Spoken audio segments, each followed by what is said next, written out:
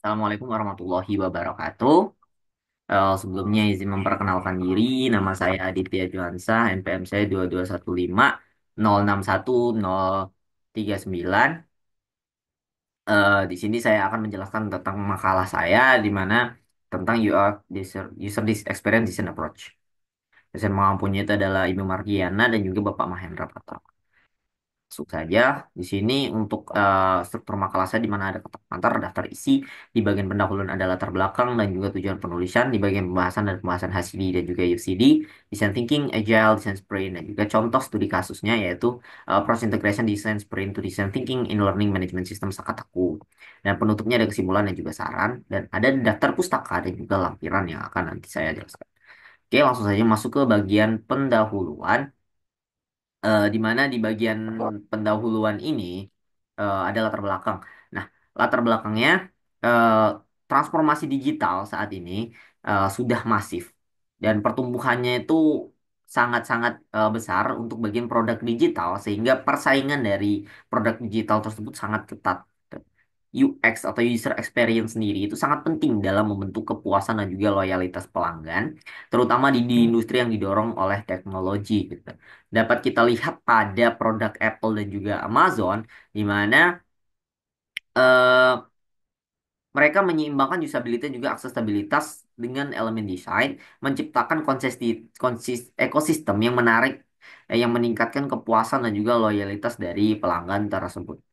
Dalam konteks ini sendiri, pendekatan desain atau UX design approach itu menempatkan pengguna di bagian pusat dari perhatiannya, yang mulai diadopsi sekarang ini mulai diadopsi secara luas, seperti ACD, UCD, design thinking, agile, design sprint, di mana melibatkan pengguna dalam proses development. Menurut ISO sendiri itu ada HCD, eh, mungkin nanti akan saya jelaskan. Di bagian materi saja. Oleh karena itu juga pendekatan-pendekatan tersebut menjadi sangat relevan gitu. Ya, pendekatan user experience design tersebut menjadi sangat relevan di era digital saat ini karena dapat mempercepat inovasi sekaligus memastikan produk sesuai dengan kebutuhan dari pengguna. Tujuan dari penulisannya sendiri itu ada dua, memahami ya, UXD approach ya seperti HCD, UCD, design thinking, agile dan juga design sprint, dan juga memahami studi kasus penerapan design thinking dan juga design sprint dalam real project.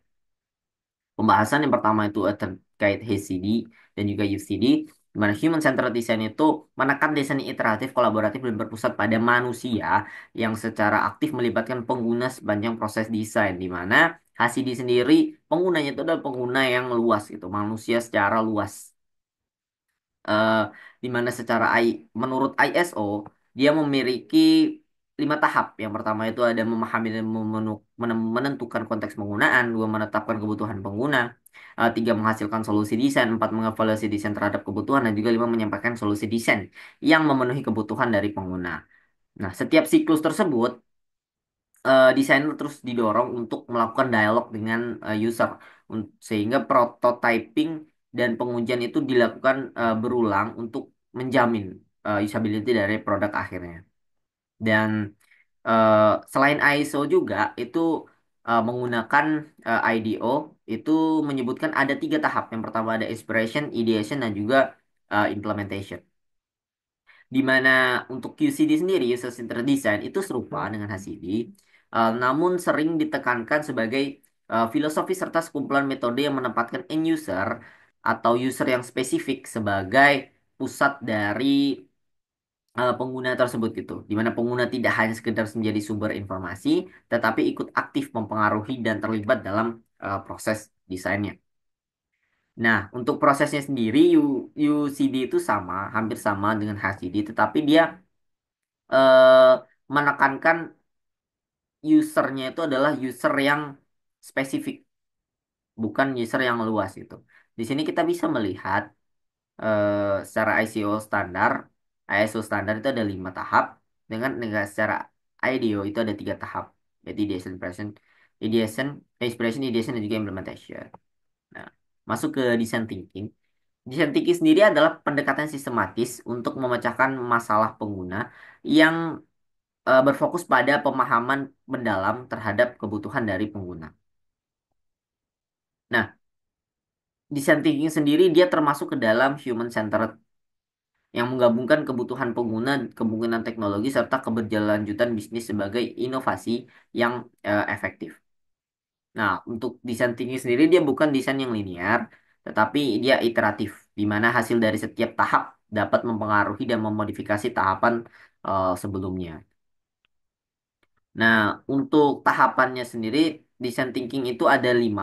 Yang pertama ada empathize, di mana untuk tujuannya itu memahami perspektif dan kebutuhan pengguna melalui observasi, wawancara, dan juga pengalaman langsung. Outputnya dapat berupa empathy map dan juga hasil observasinya. Define itu untuk merumuskan masalah utama yang perlu dipecahkan. Outputnya bisa berupa user persona dan pain points. Idiot sendiri itu mengeksplorasi brainstorming untuk menemukan idenya. Dia hasilnya berupa sitemap dan juga user flow untuk prototip sendiri. Prototype maksud saya itu sendiri dia menghasilkan prototipenya berupa low-fi dan juga high-fi. Nah, untuk bagian tes itu eh, untuk mendapatkan feedback nyata itu dari usernya. Di mana outputnya itu adalah hasil testing dan juga hasil evaluasi dari prototipe yang sudah dibuat. Di sini bisa dilihat untuk tahapan design thinking itu ada advertise, define, ideate, prototype dan juga test. Di mana design sprint sebenarnya bisa dimasukkan ke dalam bagian prototype, test dan juga ideate untuk iteratif yang cepat. Nah, untuk bagian agile development sendiri dengan UX itu beda. Namun Agile UX itu merupakan pendekatan yang menggabungkan praktik desain pengalaman pengguna ke dalam metode pengembangan perangkat lunak Agile yang iteratif dan responsif terhadap perubahan sendiri. Di mana Agile UX itu kan dua hal yang berbeda di mana UX itu requires upfront analysis and validation, sedangkan Agile itu working software over documentation and fast feedback from product. UX tersebut kan membutuhkan waktu untuk riset pengguna dan eksplorasi desain dan validasi solusi secara menyeluruh terlebih dahulu. Sedangkan untuk Agile itu dia mementingkan pada kecepatan sprint atau iteratif tadi dan pengiriman fiturnya itu secara bertahap. Nah, namun dari paper yang saya baca di sini dapat digabungkan antara Agile dan juga UX menjadikan UX Agile di mana yang pertama itu bernama Upfront Design. Di Upfront Design di mana desainer UX itu bekerja sebelum pengembangan dimulai untuk menghasilkan wireframe dan juga alur pengguna gitu. Nah, kemudian yang kedua itu eh, yang work in parallel di mana aja UX-nya itu dijalankan selama UX agile tersebut berlangsung, sprint berlangsung gitu. Tetapi UX bekerja satu langkah di depan dari pengembangan aplikasi agile tersebut. Jadi dia bekerja satu langkah terlebih dahulu baru bekerja pengembangannya. Oke, di mana eh, selama evaluasi gitu. Ini memungkinkan evaluasi dan juga perbaikan desain secara cepat berdasarkan feedback dari pengguna. Karena tadi kan dia UX terlebih dahulu, satu langkah terlebih dahulu, kemudian nantinya hasil dari feedback pengguna atau feedback user yang didapatkan dari Agile tadi dapat memperbaiki UX yang sudah dijalankan yang pertama tadi. Nah, dalam paper yang saya baca, di sini ada 3 hubungan UX design dan juga agile. Yang pertama itu ada assimilation, kedua integration, dan juga separation. Di mana assimilation itu benar-benar melebur UX dengan agile development, tetapi dia cenderung menghilangkan batas peran dan tetap bisa menekan keahlian dari UX itu sendiri. Sedangkan rekomendasi dari paper tersebut itu adalah menggunakan integration, di mana dia tetap menjaga perbedaan antara UX dengan agile, tetapi mendukung kolaborasi yang dinamis dan juga produktif. Nah, sedangkan untuk separation itu benar-benar memisahkan tanggung jawabnya. Nah, pastinya akan menghambat kualitas dari produknya. Dan desain sprint sendiri ya metodologi UX design yang berbasis waktu atau time constraint yang bertujuan untuk memecahkan masalah kompleks melalui kolaborasi di multidisiplin dalam waktu yang singkat gitu. Di mana ini menekankan kecepatan dari prototyping, iterasi prototype di mana ada 5 tahap. Yang pertama itu ada understand. Ini dihitung kebutuhan untuk mengetahui problem atau memahami problem dari pengguna, kemudian sketch itu mencari solusi dari permasalahan yang didapat tadi, decide untuk bertujuan untuk memilih ide yang akan dipakai untuk prototype, kemudian untuk prototype membuat prototipenya dan validate atau tes itu melakukan testing atau evaluasi dari prototipe yang sudah dibuat. Nah, langsung masuk saja ke studi kasus. It is approach design sprint to design thinking in learning management system. Ini adalah paper yang saya gunakan dari Khazanah Informatika. Ini langsung saja. Di mana intinya Sakata Information Center Foundation itu memiliki aplikasi bernama Sakata LMS website untuk program organisasi penggerak dari Kemendikbud gitu. Nah, setelah dilakukan survei itu mengungkapkan bahwa 45% guru dan kepala sekolah mengalami kesulitan dan ketidaknyamanan saat menggunakan LMS tersebut gitu. Sehingganya sehingganya Sakata Innovation Center Foundation ini ingin melakukan redesign terhadap terhadap desain yang sudah dibuat gitu. Nah, di mana dia menggabungkan antara design thinking dan juga desain sprint ke dalam satu pengembangan desain aplikasi Sakata yang terbaru. Nah, di sini bisa dilihat untuk stage tadinya itu emphasize, define, ideate, prototype dan juga test untuk design thinking dan desain sprintnya itu masuk ke dalam iterasi bagian prototipenya. Jadi nanti kemungkinan akan menjadi cepat. Langsung saja ke penerapan design thinking. Di mana pada design thinking ini dilakukan berapa tahap tadi kan ada 5. Yang pertama empathize. Di mana empathize ini dilakukan wawancara dan juga kuesioner menggunakan UEX atau User Experience Questionnaire yang dalam tahap ini sebenarnya menghasilkan empathy map dan juga hasil dari UEX assessment result tadi, tetapi memang empathy mapnya tidak ditampilkan secara visual. eh, yang dinarasikan bahwa responden merespon Sakataku itu terlihat kurang atraktif dan monoton. Warnanya tidak variatif, fiturnya tidak lengkap dan beberapa merasa bingung ketika mengakses LMS-nya gitu. Nah, untuk hasil UX sendiri dari 45 responden itu bahwa berdasarkan grafik ini attractiveness, efisiensi, dependency, simulation itu di level yang good.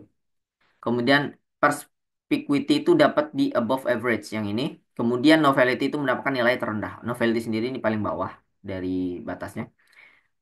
Kemudian define. Nah, dari hasil empathize tadi, di-define lah masalah inti dan juga konteks penggunanya, di mana dihasilkan user persona dan juga pain points dari user persona tersebut.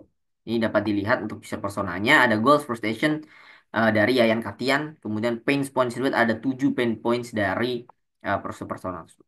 Kemudian bagian ideate itu menghasilkan solusi untuk masalah yang sudah didefinisikan tadi, di mana tim melakukan brainstorming ide dan output utamanya sendiri itu adalah sitemap dan juga user flow. Tapi memang user flow tidak ditampilkan. Untuk sitemapnya sendiri di sini ada pada gambar 9, di mana ada hasil brainstorming itu ada 5 fitur utama dan juga beberapa fitur sub fitur gitu. Nah, untuk bagian prototype sendiri dari ide tadi kan ini sudah didapatkan sitemap. Itu dibuatlah wireframe berupa low-fi dan juga high-fi-nya. Sini ditampilkan low-fi-nya ini, high-fi-nya ini dari aplikasi Sakataku yang sudah diredesign. Yang terakhir itu adalah melakukan testing, di mana prototipe sendiri diuji untuk melakukan untuk mengevaluasi usability juga suitability dari desain tadi. Di mana ada user testing, di mana 15 user expert terdiri dari web dev dan juga pop facilitator diberikan skenario tugas. Dari 15 user expert tersebut hanya 9 yang berhasil menyelesaikan tugas skenario gitu. Nah, ditunjukkan pada gambar 11. Di sini bahwa dilihat dari total tester itu hanya 9 yang benar-benar menyelesaikan semuanya gitu. Dari 7 test case yang diberikan itu hanya 9 yang benar-benar menyelesaikan semua dari test case yang diberikan gitu. Nah, untuk survei UEX-nya. Jadi survei UEX di sini dilakukan 2 kali kan tadi. Yang pertama pada saat emphasize sebelum dilakukan redesign, kemudian setelah dilakukan redesign untuk mendapatkan evaluasi dari hasil redesign tersebut. Tetap 45 responden dapat dilihat di sini hasilnya di mana yang awalnya itu predikatnya itu good dan juga above average itu menjadi excellent semua dan nilainya itu menaik atau meningkat eh, hampir keseluruhan, meningkat secara keseluruhan dan bahkan novel itu tuh mendapatkan peningkatan terbesar yaitu 75,6% sendiri. Nah, temuan ini menegaskan bahwa perbaikan UI UX berdasarkan feedback pengguna berhasil meningkatkan user experience LMS kataku. Nah, untuk penerapan desain sprint sendiri, di sini penerapan desain sprintnya itu diintegrasikan gitu ke dalam desain thinkingnya, di mana dia lebih menekankan pada iterasi prototipe yang cepat. Dapat dilihat pada di sini, itu dia desain sprintnya berada pada sini, yaitu iterasi prototipenya untuk mendapatkan feedback pengguna, tetapi dilakukan secara cepat, gitu. Untuk bagian desain sprintnya, dia berdasarkan integrasi dua metodologi tersebut, gitu, memungkinkan perbaikan desain yang berfokus pada pengguna dan juga teruji secara empiris. Hasil evaluasinya tadi kan positif, menegaskan bahwa nilai pendekatan integrasi ini mengembangkan produk digital itu sangat baik. Kesimpulannya, di mana pendekatan desain berbasis pengguna seperti HCD, UCD, design thinking, agile, dan juga desain sprint merupakan strategi yang penting dalam menciptakan user experience yang optimal. Masing-masing pendekatan memiliki karakteristik dan tahapan tersendiri, namun semuanya menempatkan pengguna sebagai pusat dari proses desain dan pengembangan gitu. UXD approach yang tepat tidak hanya meningkatkan kepuasan pengguna, tetapi juga mendukung kesuksesan dan daya saing produk digital di pasar yang kompetitif. Penerapan gabungan antara desain thinking dan juga desain sprint pada studi kasus tadi eh, mampu meningkatkan kualitas desain UI UX melalui proses yang iteratif, cepat, kolaboratif, dan berbasis empati. Hasil evaluasi melalui pengujian dan kuesioner UX tadi menunjukkan adanya peningkatan signifikan dalam seluruh aspek UX setelah dilakukan perbaikan berdasarkan eh, gabungan dari pendekatan tersebut. Ada tiga saran. Yang pertama itu kita perlu mengintegrasikan UX di approach sejak awal proses perancangan produk agar produk itu benar-benar selaras dengan kebutuhan dan juga karakteristik pengguna. Yang kedua itu melibatkan pengguna secara aktif dalam setiap tahapan desain dan pengujian agar masukan mereka dapat menjadi dasar pengambilan keputusan desain yang tepat gitu.